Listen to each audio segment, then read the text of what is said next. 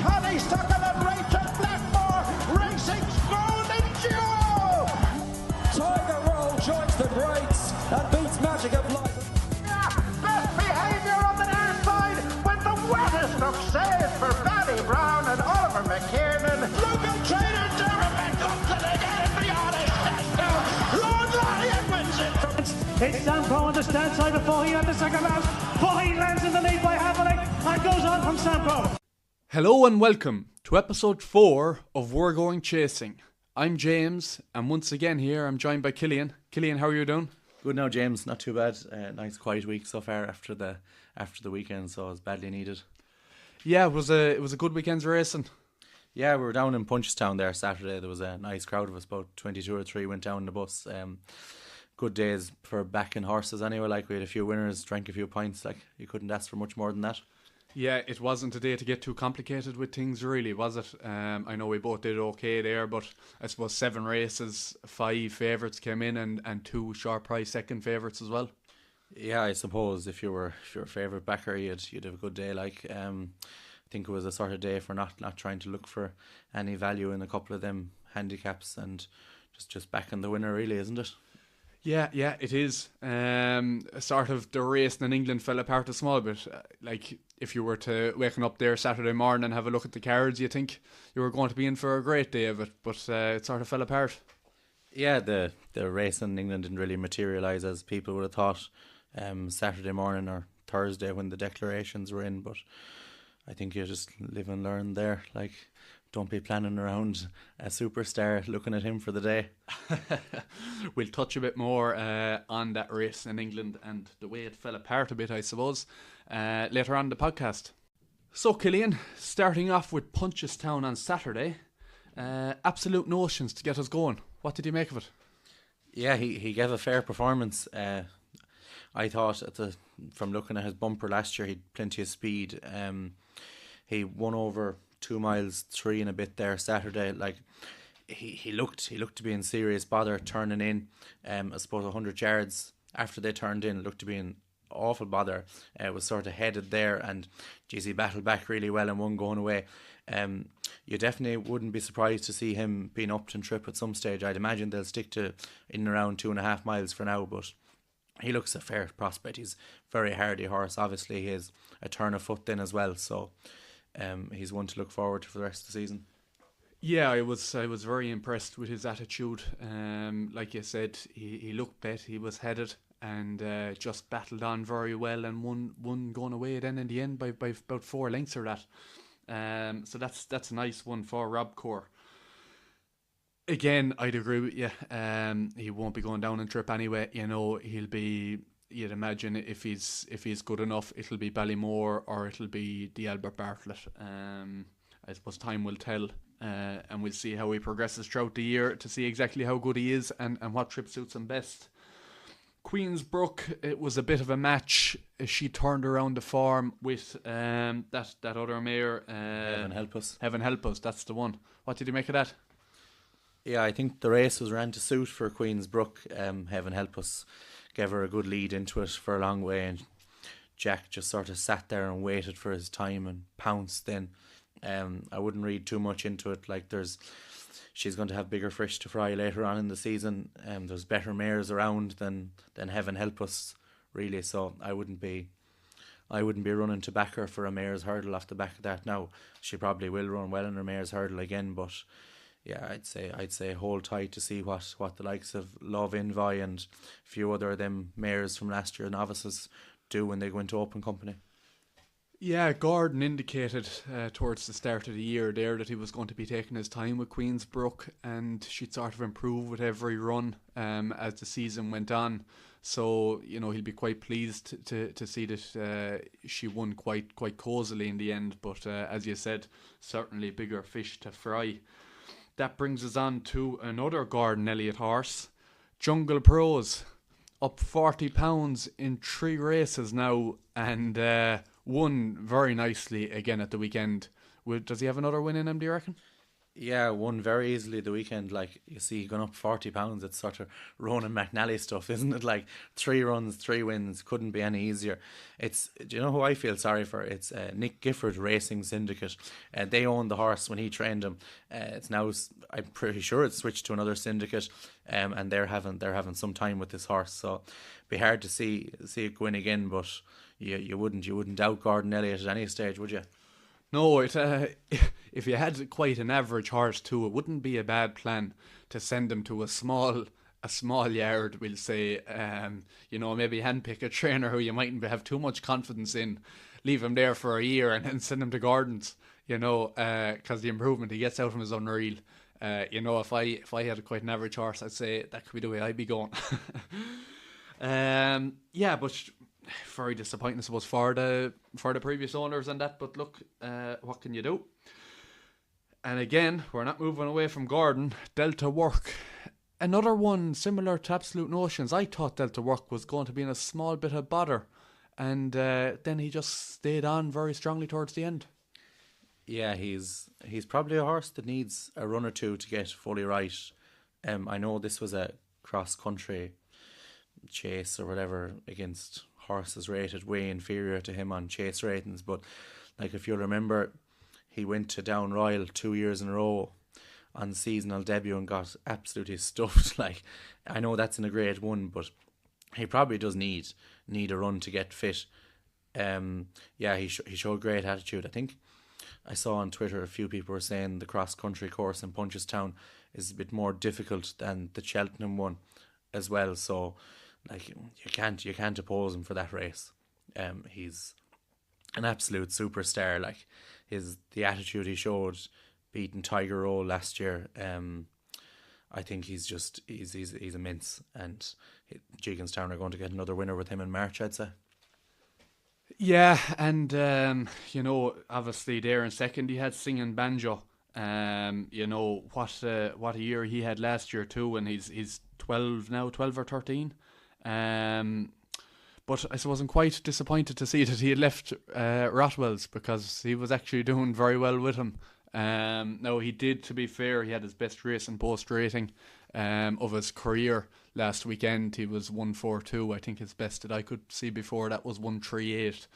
But usually, like, I actually really enjoyed following Singing Banjo last year, and willing him on every time he ran. But whatever it was, I don't know if it was the change of trainer, or that's what it was. I don't know. I was quite happy to see Delta Work go and beat him.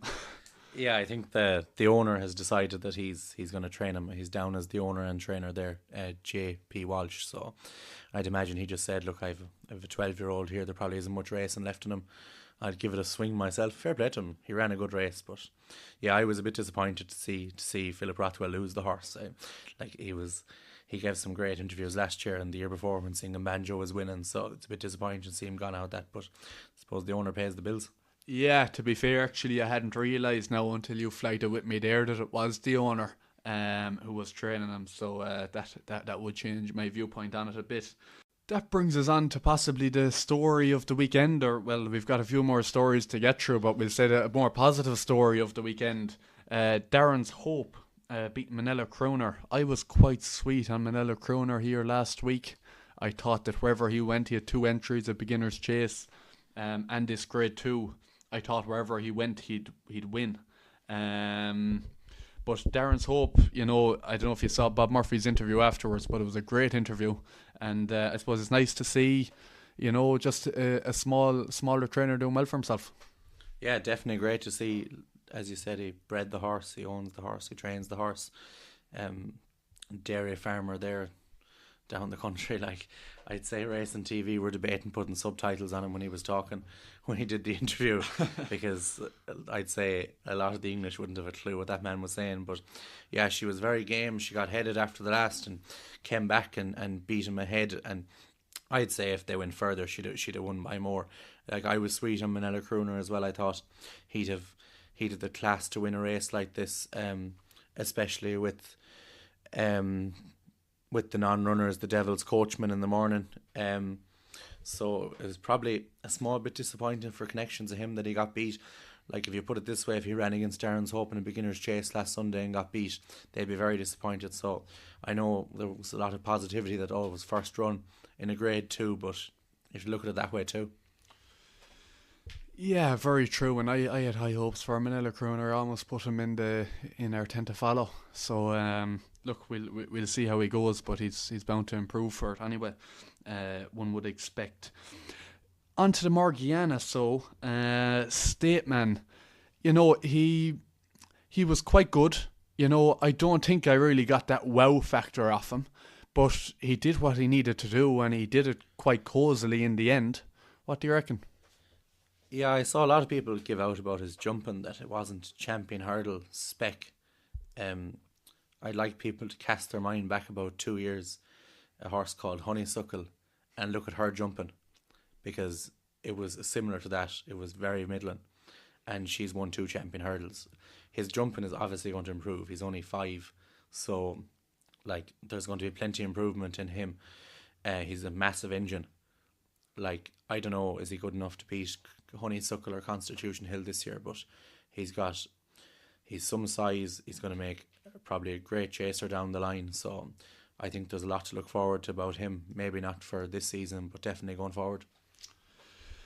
Yeah, and then just thinking back to last year, isn't it mad how he was 141 the county hurdle? He's probably rated about 160 now, more than 160 after that. I think he was 159 going into the weekend, so he probably go up to maybe 163, 164. You know what value he was there for punters had him last year off 141 in the county. Yeah, I think they've actually changed the rule against that now, that you have to run at least 3 times or 4 times maybe in to get it qualified for the handicaps in Cheltenham. It was, I suppose they're calling it the Willie is cheating rule. You can't have 2 runs. Like, he fell at Christmas, won a maiden hurdle and chucked in. Like, it wouldn't have mattered if he was off 147 that day. He probably still would have won. He would have found more under pressure, you know. So that's just a new rule change that I suppose people need to look at when they're back in anti-post as well, that you need to have a certain number of qualifying runs to get into the handicaps. Yeah, that's a fair point, and it's probably no harm really. You know, it's probably fair all round if they do have 3 or 4 runs. I'm not sure which it is, but that's probably a change for the better, which is probably few and far between when it comes to the BHA. On to She Wears It Well, you know, Upton Trip. I was looking at it before the race, and I was quite hesitant about her, wondering if the 3 miles would suit her. But my God, did it suit her? Yeah, it did. I think they've seemingly found her trip now. I think I said it last week that I'd sort of fancy her in this Pertemps qualifier. Like, there was a lot of talk about her for Mayor's hurdles and Mayor's novice hurdles in the past, and off 130 something there. She's 137, yeah. 137, yeah. So she gave a fair performance. She was very gutsy. I know she only won by a neck, but she battled on well, and I don't know, Pertemps winners of qualifiers can't win the race. Like, they've never happened, so you'd imagine she won't buck that trend. But she is a nice horse, and it's good that they finally found the trip for her. Yeah, and then just looking at Cork, there's really only one horse that I'd be picking out. I suppose it's what unites us was good, but I suppose the real one worth talking about was Irish Point. I was very impressed with him. What a debut over hurdles, you know, and he wasn't really asked too many questions. No, he wasn't. It was a pretty good performance. I thought his jumping will improve for the next day. Look, he won a grade 1 bumper in France, so he's obviously very high class. So I think, looking back at our Rob Kerr interview, Rob had sort of said he was one he was really looking forward to. Maybe not this season, but the coming season, that he's quite a light frame still. So I'd imagine that Gordon will take his time with that horse, and yeah, he looks a serious prospect though. Yeah, looks a proper 2-miler to me. You know, because just once Davey did ask him, you know, to just kick on a small bit, he did it with ease, and he looks to be quite fast. You know, so I'd be looking forward to him this year. You know, I'd say he'll be lining up in the Supreme, all things going well, touch wood.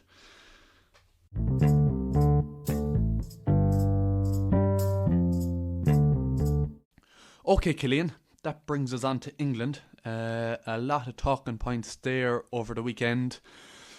Probably not great talking points. A lot of them surround non-runners. Constitution Hill, Edward Stone, long press. Where do you want to start? Yeah, obviously it was very disappointing. If you were a race goer in Ascot Saturday, you turn up, you look at your phone Saturday morning, you've got Constitution Hill, Gosh and Brewing Up a Storm, a decent race. And if Constitution Hill probably puts them to the sword fairly easily, but a couple of good horses. You get to see the most hyped up novice ever, really, like coming into open company. Edward Stone running a handicap off 161, looking to do it outside of novice company as well for the first time. And Long Press looking to put his sort of stamp on a Gold Cup tilt this season then as well. Yeah, it was very disappointing to see all three going out because of the ground. Like, I've a number of gripes with what went on Saturday in Ascot. I think number one, Nicky Henderson. Fair enough, you want to run your horse on ground that's on the softer side. Nicky Henderson looked at the weather, thought, I'm going to get a small bit of rain here. I might get soft ground come Saturday. If I do, great, I'm going to run the horse. And he wants to run the horse. He doesn't not want to run him, but anyway, he doesn't get the rain.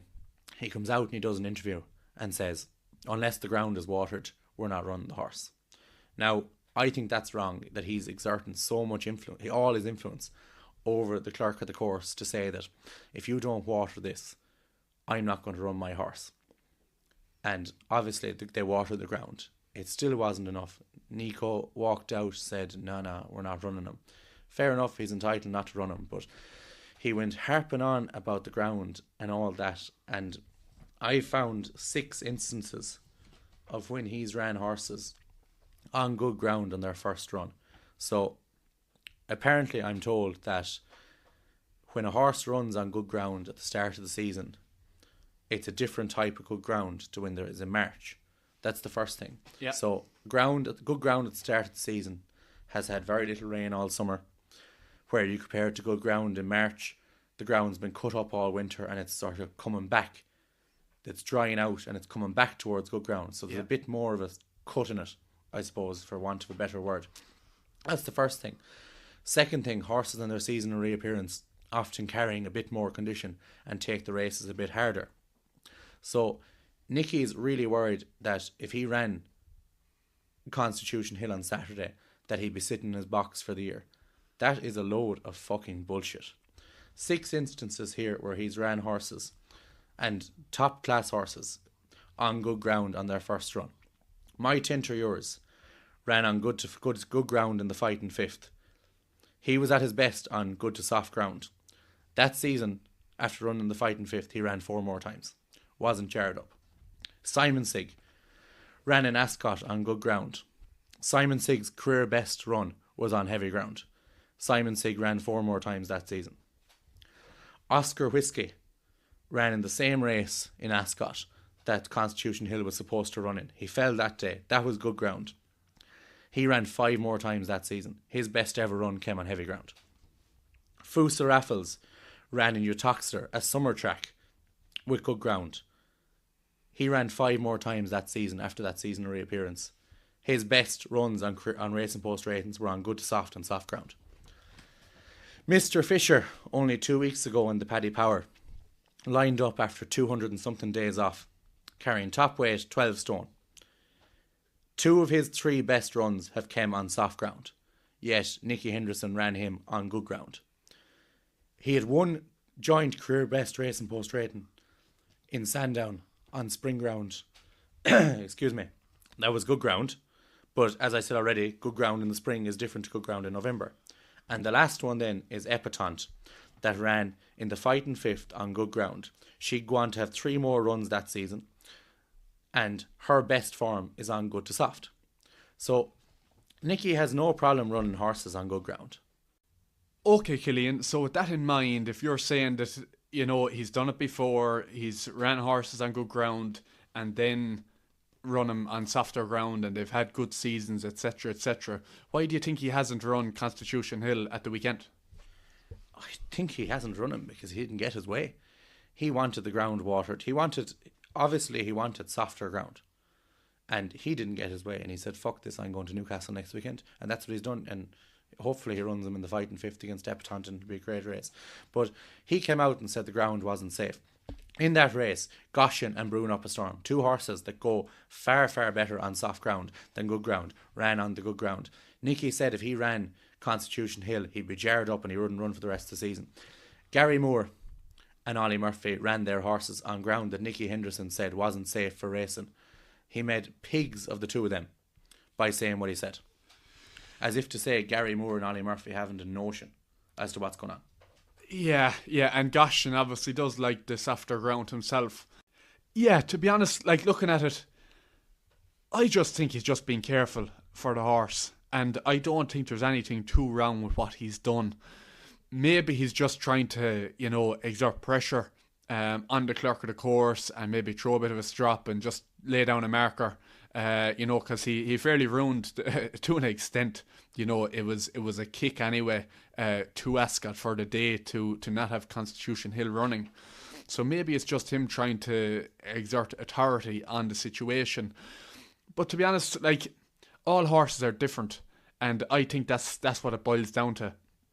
And Constitution Hill is probably a class above a lot of those horses there, and he just doesn't want to take any risks.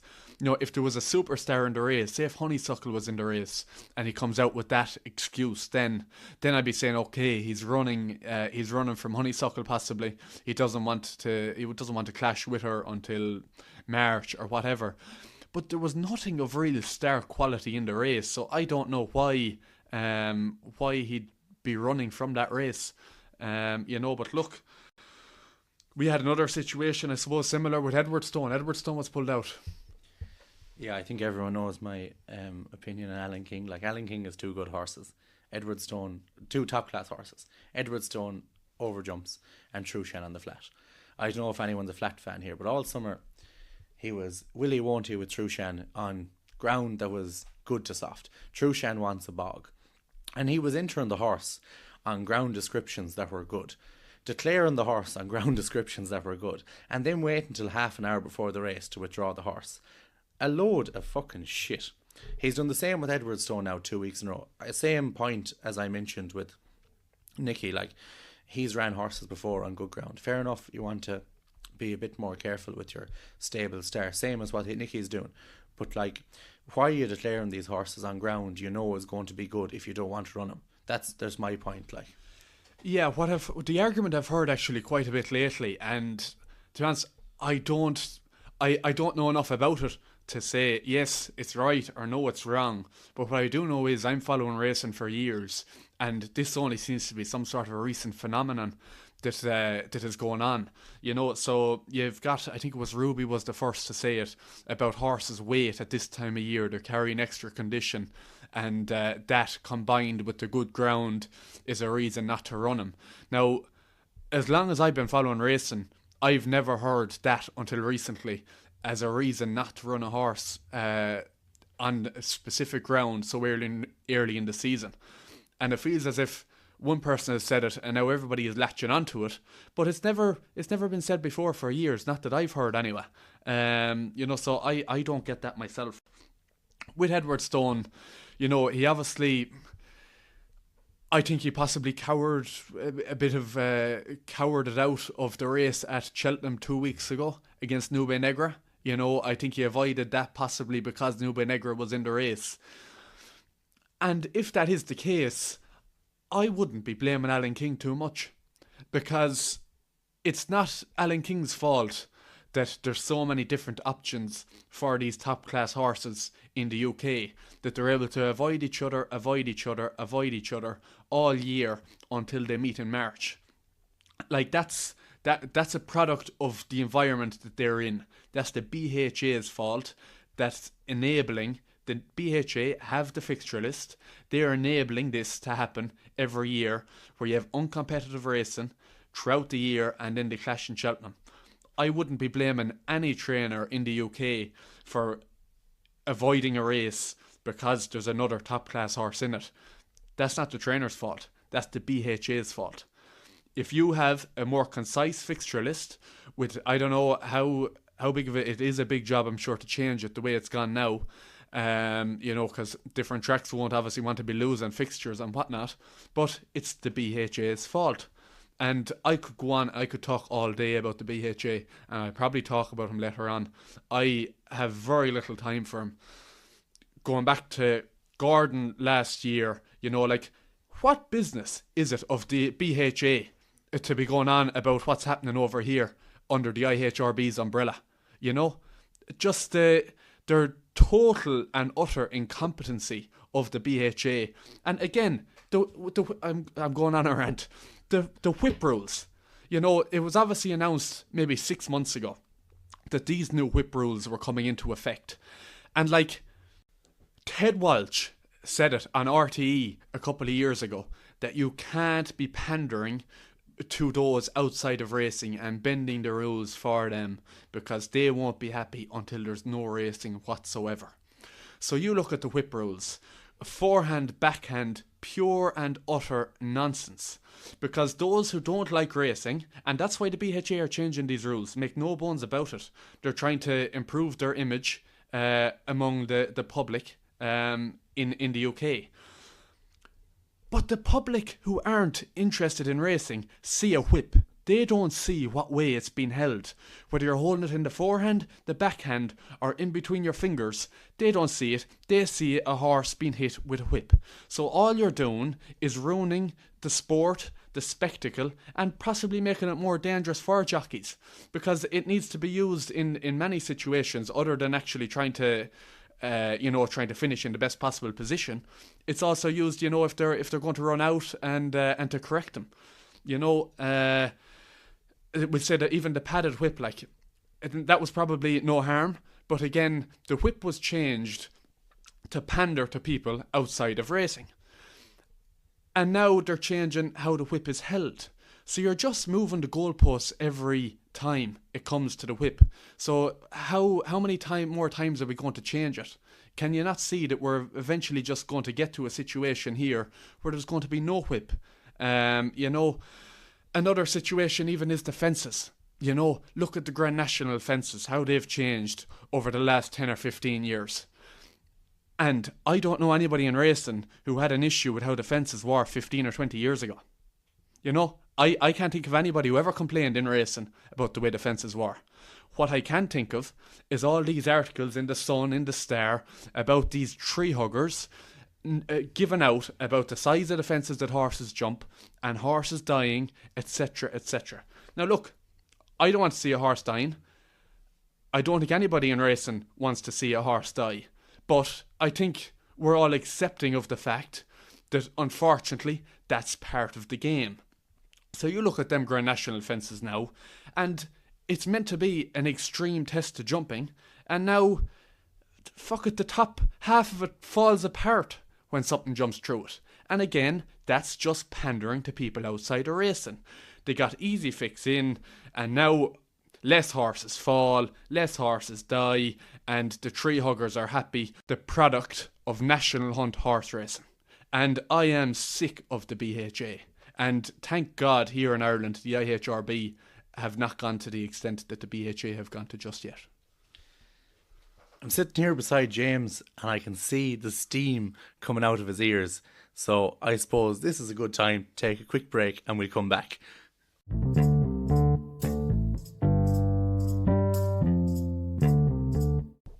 So after that short intermission, we're going to move on to a lovely feel-good story from Shark Hanlon. It was announced there this evening that Cape Gentleman, formerly of Emmett Mullins's, is now with the Shark, and he'll be aimed at a tilt for the Grand National in April in Aintree.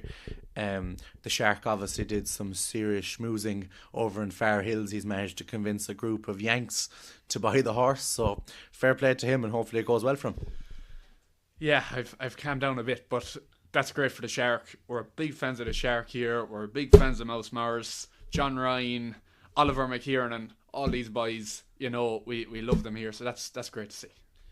Yeah, and I think it was a fair figure they paid for him too. So it's nice to see someone actually putting a bit of faith in Shark and saying, here's a 200,000 or 300,000 horse, as opposed to Shark looking for bargains and trying to improve them then, really, I suppose. So very good. Yeah, it'll be interesting to see actually, is it just a once-off investment for these American owners, or are they going to now go ahead and buy a few more? because there was an article there in the Irish Field. It's going back to about April time, and I just remember the headline on it. It was basically, it was centred around the Shark saying that he just wants one big break. He wants one big owner in the yard just to give himself a right crack at it.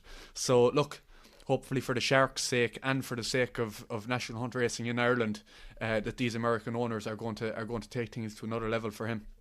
Yeah, and we touched on the Morgiana earlier, and you look at the Willie Monopoly that he had on that running 3, Noel Meade running the 4th.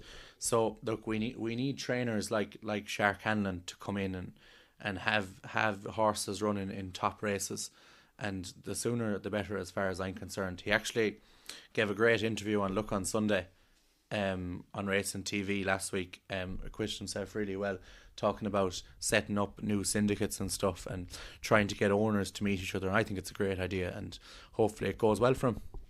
Yeah, and it's great to see these owners, buying horses and training horses in Ireland. And again, some of that credit has to be given to Horse Racing Ireland, the IHRB, etc., etc. Even look at the McNeil family at the weekend. They won a bumper at Ascot and they won a bumper at Punchestown. At Ascot, they collected £2,700, and at Punchestown, they collected over £6,000, €6,200 almost. So that's got to play a role as well, I suppose, in attracting these new owners to the game. And again, maybe the BHA might look at their own house and get their own house in order a small bit before sticking their noses into business over at this side of the Irish Sea. Yeah, and I think the main sort of point from McNeil's tweet was a number of people had asked them, is there a difference in the training fees between Ireland and the UK? And the short answer is no, they're very, very similar. And you look at what McNeil's have in Ireland, they're with Willie, they're with Gordon. I think they're involved in that mare with Henry. So they're with the three of the biggest owners, probably 3 of the most expensive owners in Ireland. Trainers even, yeah. And they have Paul Nicholls, Ollie Murphy over in England, so it's sort of like for like really, with the top trainers each side. And it was interesting to see that training fees are very similar.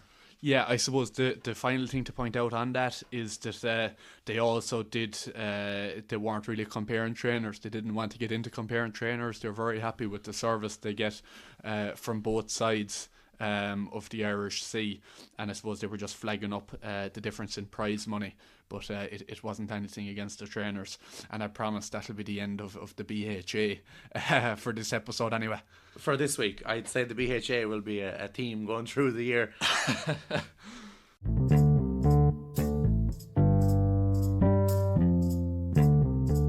Okay, so we'll have a brief look at this weekend's racing. We'll start actually tomorrow. There's a racing at Thurles.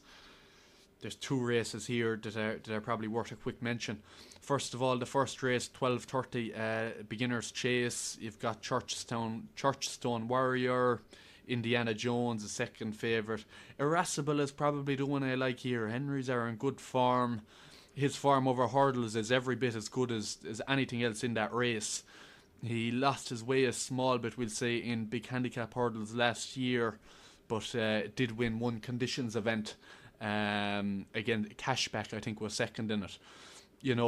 8-1, I think, is a very fair price for him, and with 9 horses in the race, I'd probably go each way on him.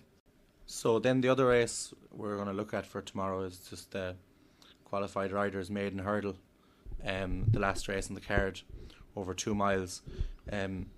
Forgive me for the pronunciation of this. Il Ate Temps for Willie. Il Tomps, I'd say it is. Il Tomps. I didn't do French in school. I did, but not very well. He runs for Willie. He ran in all them good juvenile hurdles last year, so he'll take a lot of beating. Nucky Johnson, horse that came third in the Land Rover bumper, and third on hurdles debut, runs as well. Pat Taft takes off 7 from him. He's probably the one that'll follow him home. But interesting to see that Willie's horse was actually sold from JP's to a syndicate. Rare you'd see JP sell a horse, so he could be fucked really, like, if JP's getting rid of him. Yeah, that's something you never see actually. That's well noted. Looking at Gowran on Saturday, not actually a great card really. It's a going is heavy there at the moment too. So at least there'll be no horses saying that they're not going on good ground like we had in England last week. But again, it's a nice beginner's chase there. Journey with Me, Manila Cocooner, Saint Felician, and What Do You Want? Even if two of them turn up, you'll have a nice race there anyway. Oh, you don't even need to talk about this. About 5 more in it that could make it a really, really good race. Slip of the tongue for JP. Pádraig Roach, Sam's Profile's a decent horse. Well, he was over hurdles. Largy Debut, IA Connect, Volcano. Even if half the field is withdrawn, it's going to be a really good race still. Look, it's hard to know when you don't have the declarations, but hopefully we'll see a few of these out. Journey with Me making his chase debut. Same with Manila Cocooner. They'd be sort of the 2 top ones I'd be looking at. What Do You Want then as well. The only other race that's standing out at Gowran to me on Saturday is the 2:15. You've a maiden hurdle there. Facile Vega starting off possibly over 2 miles. Hunter's Yarn is another one that's in that race that is quite interesting. But it will all revolve around whether Facile Vega runs or not. It's quite exciting seeing these superstars of last year's bumpers coming out for their seasonal reappearance. But I'm always a bit wary of bumper horses. The top ones, and there can be a lot of hype around them, and it doesn't always actually transpire. But Facile Vega looks like he could be the real deal. Yeah, he probably does look the real deal. I don't really care if Facile Vega runs or wins, to be honest. It's maiden hurdle. His runs are going to really only count in grade races. Calanisi Star is entered here for my 10 to follow. I'll tell you one thing. 2 miles won't be his trip. But if it's heavy ground in Gowran Park, he won't embarrass himself if he runs against Facile Vega. I guarantee you that. So keep an eye out for him. Okay, very good, very good. Yeah, so then Navan on Sunday is actually is a lovely card, really. There's big fields of entries, we'll say there, and a lot of horses standing off the page. I suppose starting off at the 12:50 there, the Man Driving Navan, Madman's Game. There's a few more in there. What do you make of it? Yeah, it's a cracking race. Well, it should be if a few of them turn up, like Grange Clare West for Willie. Coulda Shiva for Henry de Bromhead was a big, expensive point-to-point horse, same colours as Eclat de Rear.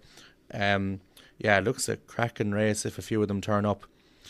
So you'd hope that Calanisi Star is entered in that race too. I think that'd suit him more, 2.5 miles as opposed to the 2 miles at Gowran, but ground is yielding at the moment. I don't remember the last time the Tri-Town card was yielding ground. It's normally heavy, isn't it? You might know more. No, it's not actually. Last year it was good to soft, I think. Yeah, it was quite decent ground there last year too. But I think it was actually quite a dry year last year. I remember a lot of horses took a while to come out on that. But the Man Driving Navan obviously won his bumper. Wasn't mightily impressive or anything like that, but he definitely looked like the step up in trip, and that would suit him. So it'll be interesting here seeing him in a maiden hurdle and that over 2.5 miles. It will be more his trip, and probably in time he'll go up again, you'd imagine. But it'll be interesting to see him jump something in public rather than the bumpers. But 120, the Monksland Novice Hurdle, Grade 3. A nice little race. We spoke about this a couple of weeks ago as well. I know I was very sweet on 3-card Bragg, just saying that we need to see him upped in trip, and he's upped in trip here, running in over 2 mile 4. He'd be one that I'd be very interested in seeing. I think that this will unlock a serious improvement in him. Now, American Mike is in the race, so a lot probably hinges on his participation in it, and Gordon Elliott at Navan, he probably will be declared, I'd imagine. So look, we'll see, but I reckon 3-card Bragg, if he's in a 2, he'll probably come home in second possibly. Yeah, 3-card Bragg is a horse I like a lot. I like In the Pocket for Henry de Bromhead and JP McManus as well, so it'll be interesting to see what's declared. But yeah, you'd imagine it's American Mike's to lose he had a nice hurdle debut and just on sort of known bumper form then as well. So then the next sort of big one on the card is the Grade B handicap, the Troytown Steeplechase. Look, it's a lot of familiar names here. It's going to be the same horse you've seen run in races like the Munster National, Kerry National, so we're better to start than with Bustleton. Rather fortunate winner of the Kerry National when Hewitt came down at the last, but you'd imagine that he'd have a right chance in this again, sort of on this sort of fresh ground. He wouldn't want it any softer than what he's getting here, so I'd be inclined to give him a chance. I think he'll be thereabouts again. Would you? Yeah, I actually wouldn't be too gone on him. He's off 149, I reckon 149. I don't know how much improvement he has in that. I think his improvement, I don't know if he's much better horse than 149. So I actually would be steering clear of him myself. Fairclough is one that would interest me. He was quite fancied for the Irish National last year. I think he was brought down or he fell. But he only had one other start last year, and that was in this race where he finished second. He's 14-1 with Ladbrokes. He's £2 higher now than he was last year, but £2 should be no bother to him. Ain't that a shame? Obviously, you'd imagine we'll go very close to after finishing second there in the Munster National. And another one that I like, I suppose, is Schoolboy Hours for Noel Meade. This horse seems to go very well fresh and rated 140. He'll have to be on the top of his game. But he was second at Leopardstown last year in the Paddy Power. And, I just think that going fresh, Noel Meads are going well as well. I think that he could be thereabouts. And then sort of the last race we're going to look at for this weekend and on this card at Navan is the Beginner's Chase. A few nice types entered here. Duffel Coat, Get My Drift, Good Time Johnny, Journey With Me. But the one I really like is a horse called Percy Warner with Henry de Bromhead. It's going to be his first start for Henry. He's ran twice for Gordon Elliott, winning both starts, won a maiden hurdle in Navan in December 2020 and then won a hurdle race in Fairyhouse in January 2021. Obviously he's been off the track quite a long time and he must have had his problems, but if you look at his maiden hurdle form, flanking manoeuvre for Noel Meade and Jigginstown, another horse that had plenty of trouble off the track, finished in second. He went on to finish 9 lengths behind Bob Ollinger in the Laurels of Naas. So that was a pretty strong maiden hurdle there. It was 15 and 16 lengths back to third, so they really pulled clear that day. I'd be interested to see what can be done with him over fences. Also in the race is Slip of the Tongue, as we mentioned earlier, and Field Door might make his chase debut then as well. Yeah, and I'm just going to go quickly back a couple of races. There's a handicap hurdle there at 10-2, and just one that stood out to me was a Rebellious Gale. So he finished second to Jungle Pros, who we've already spoke about on this podcast, at Downroyal. That was the second of Jungle Pros' 3 wins. He ran very well that day. He was 3 lengths off him. The two of them pulled well clear of third. Rebellious Gale was 8 lengths clear third. I'd imagine he won't be a huge price. We'll know more after the declarations and see how competitive it is. But he'd be one that I'd be keeping an eye on, and you might get some sort of a decent price on him.